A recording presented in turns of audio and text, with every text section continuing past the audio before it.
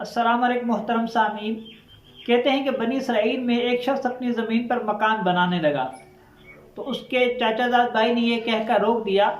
کہ تم اس زمین پر مکان نہیں بنا سکتے کیونکہ یہ زمین تو میری ہے۔ تو پہلے نے کہا کہ یہ زمین تمہاری کیسے ہو سکتی ہے، یہ زمین تو میرے باپ کی تھی اور اس کے انتقال کے بعد یہ میری ملکیت میں آئی ہے۔ اور جب یہ معاملہ زیادہ بڑھا تو علاقے کے کچھ بزرگوں نے اس معاملے کو حل کرنے کی کوشش کی،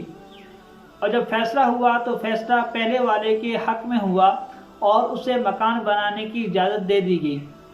تو دوسرے نے کہا کہ میں اس فیصلے کو نہیں مانتا،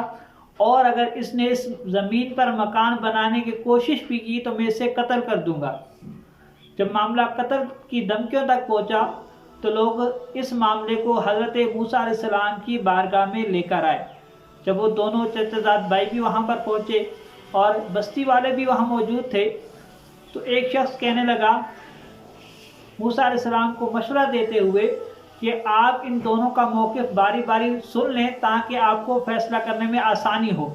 تو موسیٰ علیہ السلام جلال میں آگے آپ نے فرمایا میں اللہ کا نبی ہوں، مجھے ان دونوں میں سے کسی سے پوچھنے کی ضرورت نہیں ہے، بلکہ میں چاہوں تو اس زمین سے ہی پوچھ لوں کہ وہ کس کی ہے۔ اور اس کے بعد آپ نے زمین کو یہ حکم دیا کہ وہ بتائے کہ وہ کس کی ملکیت ہے۔ تو زمین نے سب سے پہلے حضرت موسیٰ علیہ السلام کو سلام پیش کیا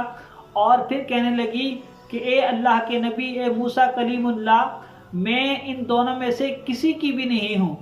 بلکہ میں اس کی ہوں جو اللہ اور اس کے رسول کا ہے۔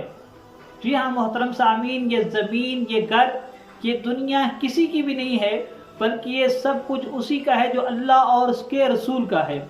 جیسے ایک بزرگ کے بارے میں آتا ہے، وہ ایک قبرستان سے گزرے تو ان کے دل میں یہ خیال آیا کہ لوگ کتنے پرسکون سے سو رہے ہیں، کوئی آواز تک نہیں ہوتی قبرستان میں، بالکل خاموش ہی خاموشی ہوتی ہے۔ تو ایک قبر سے آواز آئی کہ اے بندے خدا، کہ تم دھوکے میں ہو کہ ہم تو نہیں سو رہے بلکہ سو تو دنیا والے رہے ہیں، اور ہم تو دنیا میں سونے کی اور غفلت کی سزا بھگت رہے ہیں۔ محترم سامعین، اس سے پتہ چلا کہ یہ دنیا کسی کی نہیں ہے، یہ زمین، یہ گھر، سب کچھ یہاں ہی رہ جائے گا۔ اس لیے اگر آپ نے اپنے کسی بھائی کا حق مارا ہوا ہے، اس کا حق چھینا ہوا ہے، تو اس کا حق جلد از جلد لوٹا دیں، اور اگر کسی اور نے آپ کے حق پر قبضہ کیا ہوا ہے تو اسے اللہ اور اس کے رسول کے لیے معاف کر دیں، کیونکہ یہ گھر، یہ زمین، یہ جائیداد، یہ دنیا اور آخرت صرف اسی کی ہے جو اللہ اور اس کے رسول کا ہے۔ اللہ تعالی ہم سب کو اس پر عمل کرنے کی توفیق عطا فرمائے۔